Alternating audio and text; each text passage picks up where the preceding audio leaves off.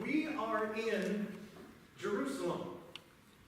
We're in Jerusalem with Jesus, and it is the Feast of the Tabernacles. It is the feast of commemorating the journey through the wilderness, 40 years in the wilderness. And the Feast of Tabernacles, or the Feast of Booths, is celebrated in the fall of the year. So this would have been 6 months before Jesus returned to Jerusalem for the Passover celebration. This is an autumn harvest celebration, the Feast of the Tabernacles. And it is one of the 3 Jewish festivals that call people to gather in Jerusalem for the festival. So you travel from wherever it is that you call home, if you are able, and you journey to Jerusalem to be there. And there were more than 1 million pilgrims in Jerusalem for the festivals. And here we are with the crowds in Jerusalem. And Jesus is walking along, and he sees a blind man sitting by the road, by the path. And it's interesting that he sees him because people walk by, and many people don't even see him anymore. It's called the Lazarus effect. It's a sociological term. It's based on a biblical story. So sociology uses the Bible to inform its understanding of how people interact. And the Lazarus effect is based on the parable of Jesus that is the story of the rich man and Lazarus. And the rich man has everything, and he eats wonderfully every day. He feasts and he celebrates every day, and outside his gate is a poor man, Lazarus, who has nothing, and even the dogs come and lick his sores, it says. And the rich man doesn't even see him. Jesus sees this man, and it is an opportunity for us to recognize that this event is about seeing what is already here in front of us, right here, and we miss it. And so Jesus sees the blind man, and his disciples ask him, who sinned, this man or his parents, that he's born blind? Because in the ancient world, and even today, people think if there's suffering, someone must be to blame. And if we can just figure out who is to blame, then at least we'll feel better, even though the suffering may not be addressed. The affliction may not be overcome, but at least we'll have someone to point the finger at. And Jesus says this isn't about finding blame or placing blame. It's not about that he sinned or that his parents sinned. This is an opportunity for the works of God to be made manifest. You are going to see the works of God. That's what Jesus says. And what are the works of God that we see? That Jesus heals a blind man? Because he did heal the blind. Most of the time, he healed the blind with a word or a touch. As he, 6 months from now, will be entering Jerusalem for Holy Week, he'll encounter Bartimaeus, and he heals Bartimaeus, the blind man, with a word. Go your way, your faith has made you whole. And with a word, Bartimaeus receives his sight. But here, it's not with a word, it's with this event. So that the works of God might be made manifest in him. You are going to see the works of God. And Jesus spits and makes mud and puts it on the blind man's eyes. And what is he preparing us for? What does mud make us think about? Jesus is inviting us to get our minds thinking in the right direction. What does mud get us thinking about? Creation. God makes mud and forms humankind out of the dust of the earth and breathes into them the breath of life. We are thinking about creation. Jesus is reaching back to the dawn of creation and saying, If you're interested in root causes, creation got all twisted up and all corrupted, but we are making it right, and God is working to reveal his presence even in a twisted and broken creation. He makes mud, puts it on the man's eyes, and then he says, go to the pool of Siloam and wash, which is wonderful. And it's really wonderful that they have excavated the pool of Siloam. Go and wash, he says. So there's a blind man with mud on his eyes who is instructed by Jesus to walk to the pool of Siloam. And Jesus is at the Temple Mount. Now they have unearthed the pool of Siloam, and it is about 700 yards downhill from the Temple Mount. It is the beginning of what's known now and has been unearthed in the excavation as the Pilgrim Road, that pilgrims would come to Jerusalem, wash in the pool of Siloam, be cleansed, and then walk up the Pilgrim Road to get up to the temple, 700 yards. So Jesus is at the Temple Mount, outside the temple, puts mud on the blind man's eyes and says, go to the pool of Siloam and wash. And Jesus is inviting us to reflect on something very important. Something that began at the dawn of creation. Time. How long does it take a blind man to walk 700 yards? The fastest runners in the world can run 400 yards in a little less than a minute. So the fastest runners in the world can maybe run 700 yards in about 2 minutes. Now this is a blind man walking on the Pilgrim Road 700 yards to get to the pool of Siloam, and everyone there who is waiting to find out what's going to happen gets to wait. How long does it take? 10 minutes? 700 yards is a little less than half a mile. So it would be like walking from the church almost to Starbucks down on the corner of Stevens Creek and De Anza Boulevard and back. What do you do with your time? How do you live in your time? In that time were people saying, what the hell is taking him so long? Is he going to receive his sight or not? Is that what they're thinking? Or are they thinking, is it really going to happen? Is this miraculous event really going to unfold? What's going to happen to him when he gets down to the pool?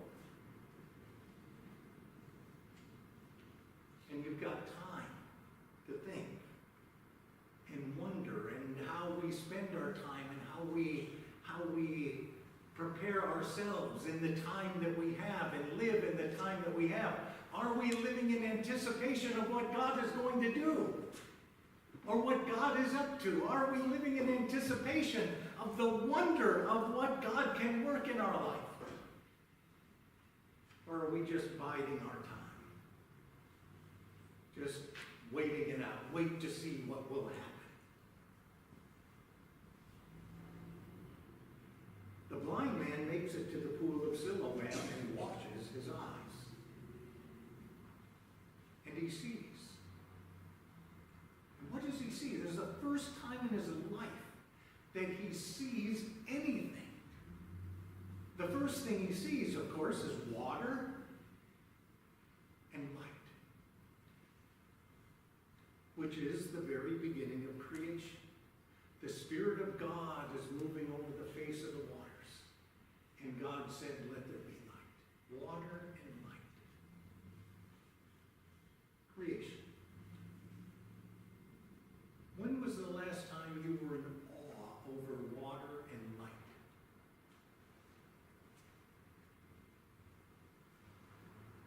Diane and I were talking just the other day about a trip we took years ago, back in the early days of our time here at Union Church. We took a trip to Hawaii And it was wonderful. Actually, John and Karen Vanderpen, John Dodds, came to our house, stayed with our boys for a week. Jim Davis got us airline tickets on United, being a retired United pilot, and off to Maui we went for a week. And we went to Maui. Actually, the church we went to, lovely little church. The people were so warm. At the end of worship, they joined hands in a circle and they sang, and they came and they put leis around our necks and welcomed us as part of the family. It was really beautiful. And at the end of the day, we just walked down to the beach because we were going to watch the sunset. Everyone was there. Everyone from church was there. Everyone from town was there. And the people just gathered on the beach. It was unbelievable. Water and light. And in silence, we stood on the seashore and watched the sun go down. And when the sun went down, people clapped. Everybody clapped. It was a round of applause. It was like, God, what you have done is so beautiful. We just don't have words for it, so we're going to give you a hand. Way to go, God. They did this round of applause. It was unbelievable and spontaneous. People cheered for the sun going down, the sunset, water and light, and it was beautiful, and the colors were beautiful. And when you see that, it impacts you, and so much of the time we don't even see it. And it's one of the wonders of God. It's one of the works of God. God at creation, and we're blind to it, and it happens every single day. Every single day, the sun goes down. And we're inside watching the news.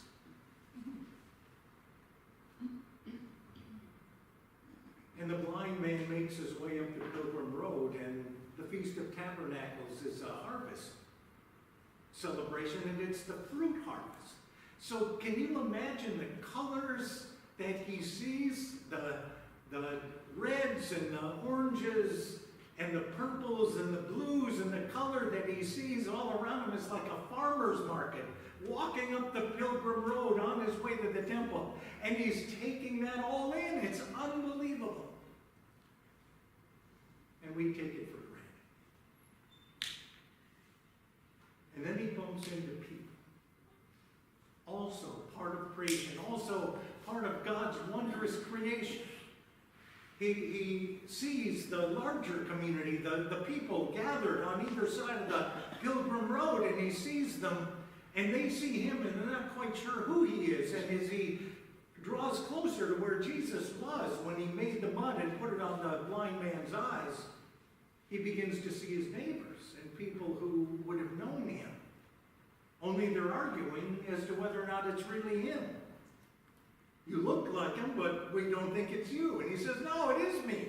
It is me. Nobody says, oh my God, praise the Lord. You have had your eyes opened by the mercy of God, by the power of God, by the wonder of God. Nobody gives thanks. Nobody shouts for joy. They just start to argue over this, whether or not this is really the God.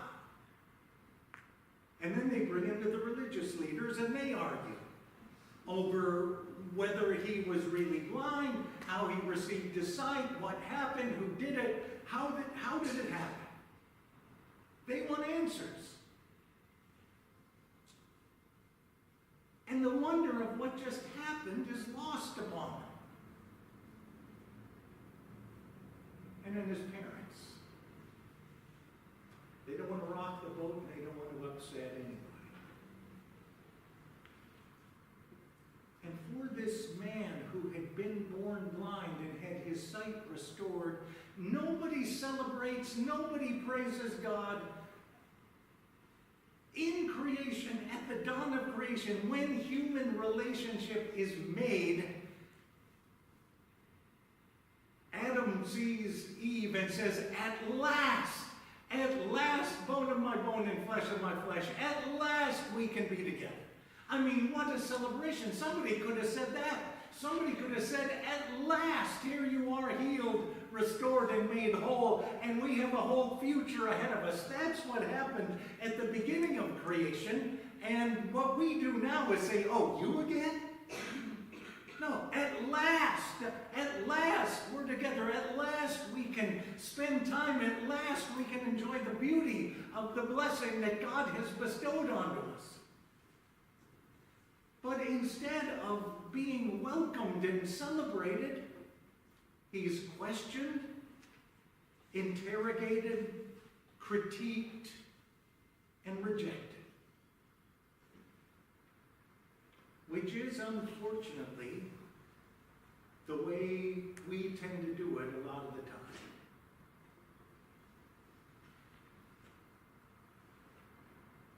Instead of celebrating the people in our lives, just for being here at last, we question and critique and find fault. And we don't have to do it that way. It's all the unveiling of the wonder that God has blessed us with in creation. And it's all here. And he sees it, and Jesus is inviting us to see it. This is the wonder of what God has blessed us with, and we are blind to it. And Jesus wants us to open our eyes, and maybe Jesus is the only one who can open our eyes to see it. To wake us up, awake thou that sleepest, and rise from the dead, and Christ will shine on you. Maybe he is the only one who can wake us up so that we see it. So that we can live in the wonder of the love and the mercy and the goodness and the grace of God, instead of all the negativity that the world rolls up into a ball and throws at us every day. Because it's here and we're a part of it. But we're blind to it so much of the time. Amazing grace, how sweet the sound that saved a wretch like me. I once was lost, but now am found, was blind, but now I see. John Newton wrote those words in 1779, if I have my math right. It's in the hymnal, it'll say it if I'm wrong. But that was about 30 years after his religious conversion. He wrote that hymn 30 years after his religious conversion, and he grew up in difficult circumstances. His mother died when he was 7 years old. He said, "My mother was instructing me in the religion of Jesus." And she died when he was 7, and his religious instruction ended. By the time he was 11, his father was taking him to sea with him. And he learned to live at sea. His father worked on ships. And so his father brought John Newton along, and after a couple of years at sea, John Newton's 13, his father remarries, starts another family. John Newton's on his own. And so he just stays on ships and stays at sea. And he said he learned all the things that young men should not know. I don't know what that is, but he said he learned them all. I learned all the things that young men should not know. And he spent his life on ships and in the Mediterranean and traveling from England to Africa. He was on a ship. He's 23 years old now. On a ship sailing back from Africa to England with a cargo of beeswax in the hold. And they're sailing nearly home now. It's been a long voyage. He's nearly home, and they're approaching the coast of Ireland, and huge storms come up.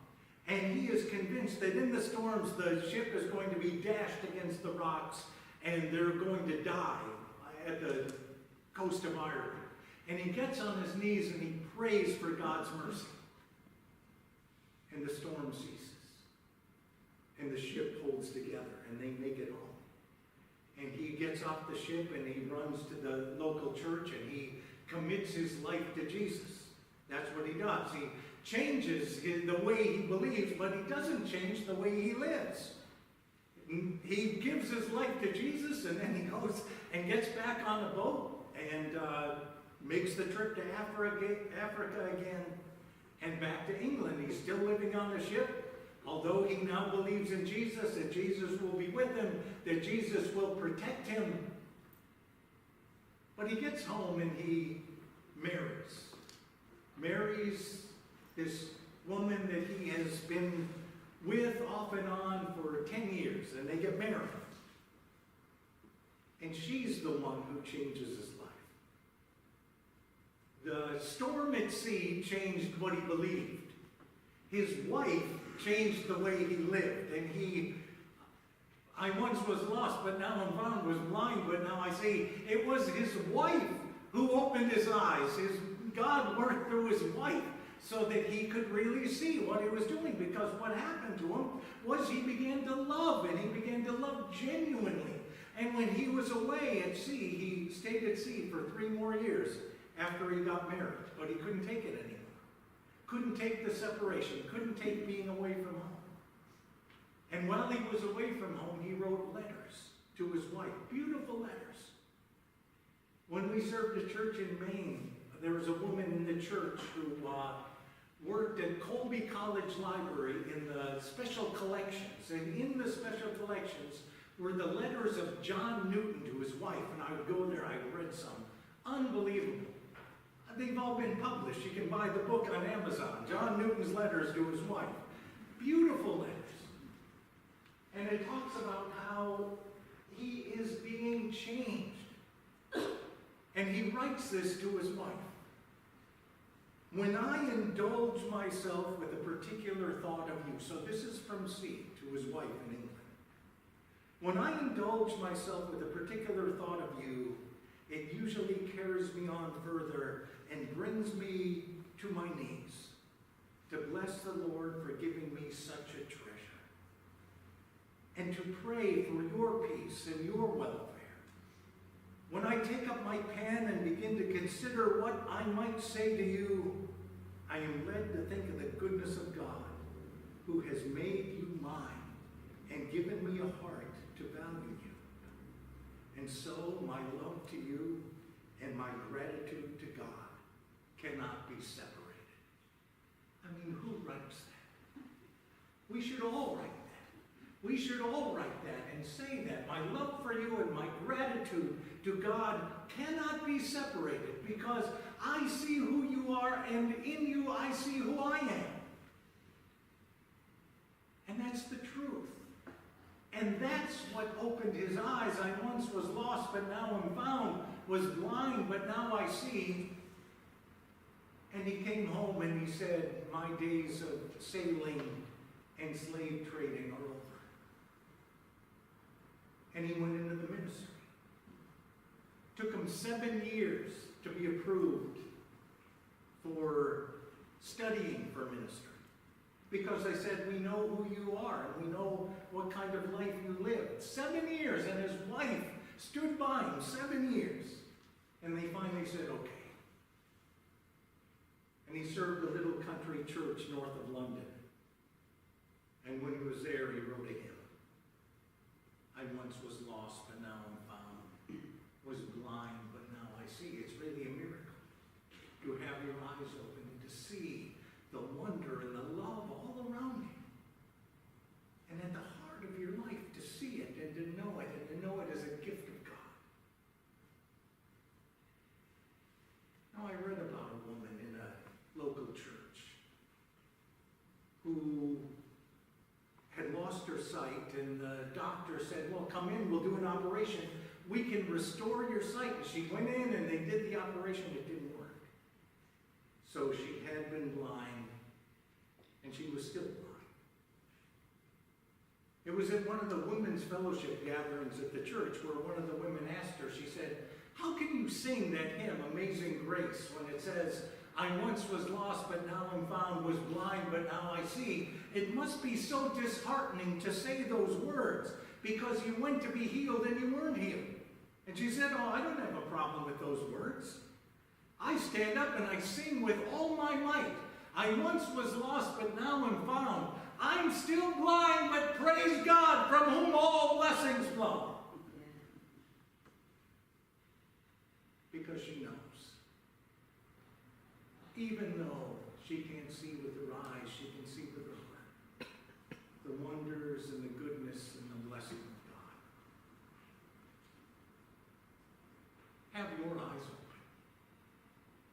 Praise God, from whom all